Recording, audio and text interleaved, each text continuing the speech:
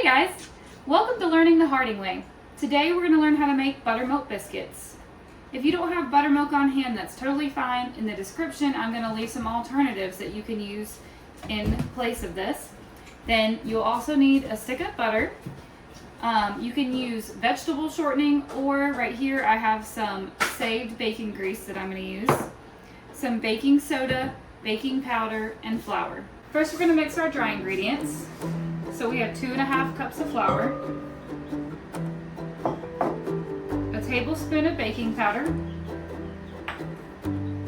a ½ tablespoon of salt, or 1½ teaspoon, so the same thing,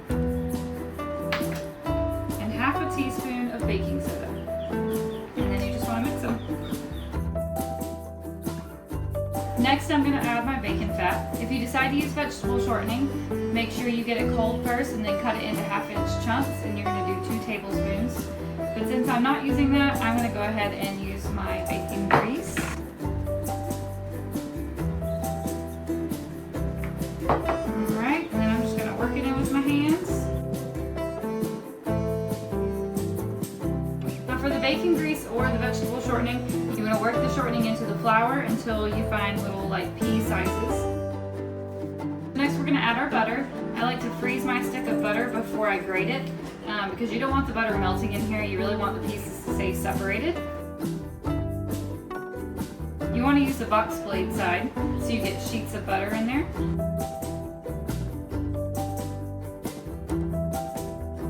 The butter should look like little tiny sheets in your flour. I'm not done grating the butter yet, but as you can see it started to melt, so this is the point where I'm going to put it back in the freezer. If you do get to the point where you need to put your butter in the freezer before you can finish grating it like I am because it's melting, make sure you put your whole bowl in the freezer too so that the butter in here doesn't melt. Next we're going to incorporate the butter until it resembles like small coarse pieces of sand.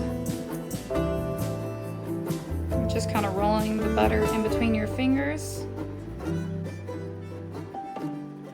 You don't want the butter to disappear completely. You want to actually see little pieces of butter whenever you're done. But you don't want chunks in it.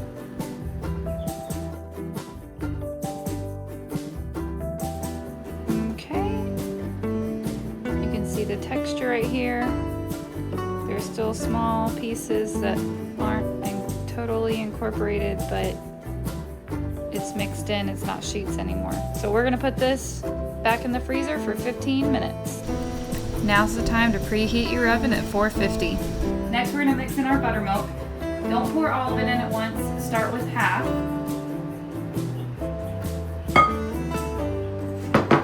Use a spatula to mix it in. You don't want them to get too watery. You wanna just get them to the texture of silly putty. Add a little bit more if it still looks too dry. Looks like mine's starting to get sticky, but not quite there yet. Now if they get too watery, don't just add more flour in because they won't rise like they're supposed to. You can just make drop biscuits instead of rolling them out and using biscuit cutters. I think I'm going to end up using all of this buttermilk.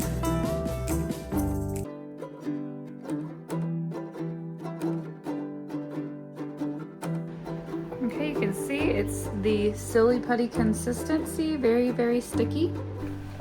You want to lightly flour your work surface and your rolling pin as well so the dough doesn't stick.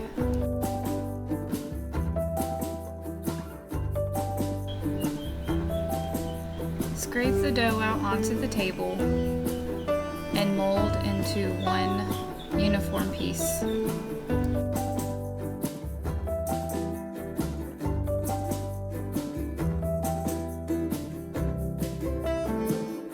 Lightly sprinkle the dough with flour so that the rolling pin doesn't stick.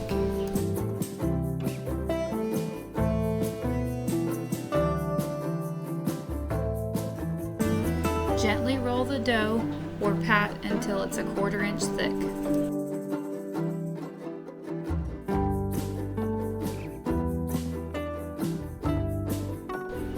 Using a dough scraper or your hands, square off the edges of the dough and make a rectangle.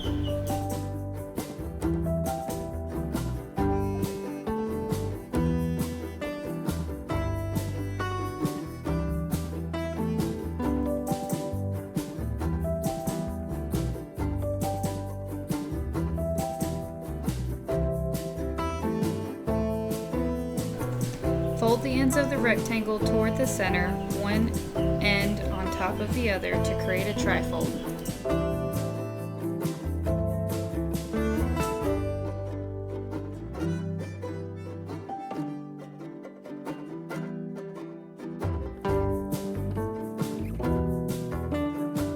Flour the biscuit cutter before pressing into the dough to keep the cutter from sticking.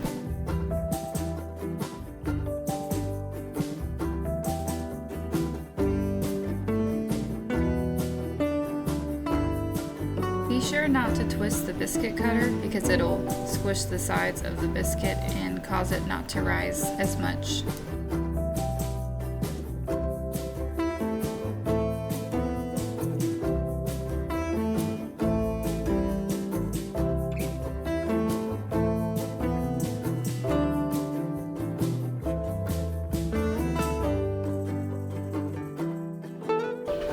Place the biscuits in the oven at 450 for 15 minutes. And there you have it, a nice fluffy buttermilk biscuit. If you enjoyed watching this video, please hit the like button and subscribe for more.